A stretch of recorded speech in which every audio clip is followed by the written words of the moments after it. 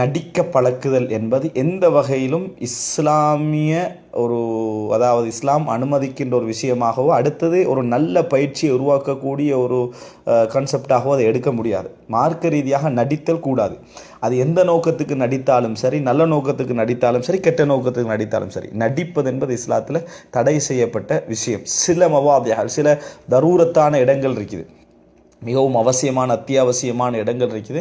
அந்த இடங்களில் இஸ்லாம் அதை தந்திரம் என்ற நடிப்பு என்பதை விட தந்திரம் என்றது இஸ்லாம் அனுமதித்திருக்கிறது. யுத்தகலம், நிர்பந்தமான சூழல், இவைகளில் என்ன செய்திருக்கிறது, அனுமதித்திருக்கிறது. ஆனால் அது கலையாக மாற்றி அது ஒரு துறையாக மாற்றி நடிப்புக்கு பழக்குவதை இஸ்லாம் ஏற்றுக்கொள்ளவில்லை. சாதாரணமாக தொழுகை பழக்குவதற்காக சில நடிப்புகளை செய்வாங்க. உதாரணமாக ஒரு குடும்பம் இருக்கிற மாதிரியும் அதில் வாப்பா ஒரு புள்ள வாப்பவா நடிக்கும், இன்னொரு புள்ள மகனாக நடிக்கும், இன்னொரு புள்ள தொழாத மாதிரி நடிக்கும், இன்னொரு புள்ள தொழுகிற மாதிரி நடிக்கும். இப்படி நடித்த அர்த்தம் என்ன? ஒருத்தர் வாப்பவாக நடிக்கலாமா, இந்த புள்ளையோட வாப்பனா அப்படின்னு பொய்யா நடிக்கலாமா? இது மார்க்க ரீதியாக எந்த அளவு பாரதூரங்களை ஏற்படுத்துமோ நினச்சி பாருங்க.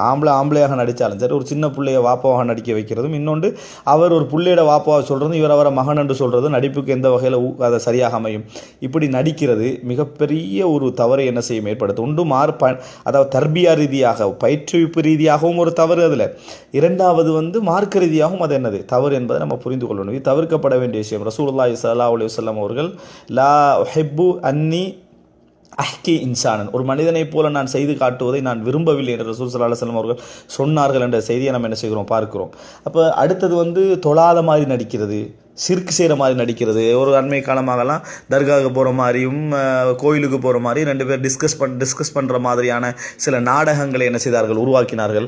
பேசிக்கொள்கிற மாதிரி உருவாக்கினாங்க. இது ஹராம். இஸ்லாமிய நாடகம் என்று சொல்லி ஒரு காலத்தில் முஸ்லீம் நாடகம் என்று சொல்லி நடத்தி காட்டினாங்க. இந்த இஸ்லாமிய நாடகம், முஸ்லீம் நாடகம், நடிப்புத்துறையை இஸ்லாம் ஊக்குவிக்கிறதா என்ற இதெல்லாம் ஒரு தவறான ஒரு அணுகுமுறை.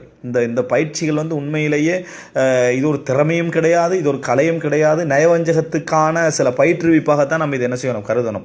பல வகை இது தவறு. ஒன்று மார்க்க ரீதியாக தரவு, ரெண்டாவது ஒருவருடைய மன வளர்ச்சியிலையும் இது என்ன செய்யும், பெரிய பாதிப்புகளை என்ன செய்யும் ஏற்படுத்தும், சிந்தனை போக்குல பாதிப்புகளை ஏற்படுத்தும், தந்திரத்தை ஊக்குவிக்கும், கெட்ட உணர்வுகளை இது வளர்க்கும். எனவே நடிப்பு என்பது எந்த காரணத்தை சொன்னாலும் சரி ஒரு நல்ல மெசேஜாக இந்த சமுதாயத்துக்கு அது போகாது.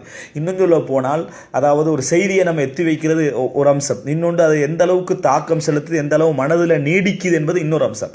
எனவே பிரச்சாரங்கள் மூலம் செய்யப்படக்கூடியவைகள் காலம் எடுக்கும் மனதில் போய் சேருவதற்கு, ஆனால் நல்ல முறையில் பதியும். நடிப்புகள் மூலம் ஏற்படுத்தக்கூடியவர்கள் உடனே பாதிக்கும், உடனே போயிடும். எனவே இது போன்ற நடிப்புகளை நாங்கள் ஊக்குவிக்கக்கூடாது. நடிக்காமல் முறையாக இருந்து பழகுவதற்கும் எழுத்துக்கள் மூலமும் உண்மையான உரைகள் மூலமும் நிகழ்வுகள் மூலமும் தாக்கம் பெறுவதற்கும் உரிய பயிற்சியை பிள்ளைகளுக்கு என்ன செய்ய வேண்டும், நாங்கள் வழங்க வேண்டும். இது மார்க்க ரீதியான ஒரு தவறான ஒரு விஷயம். இதை நம்ம ஊக்குவிக்கக்கூடாது. நமது பிள்ளைகளை இது போன்ற செயல்பாடுகளுக்கு அனுமதிக்கக்கூடாது.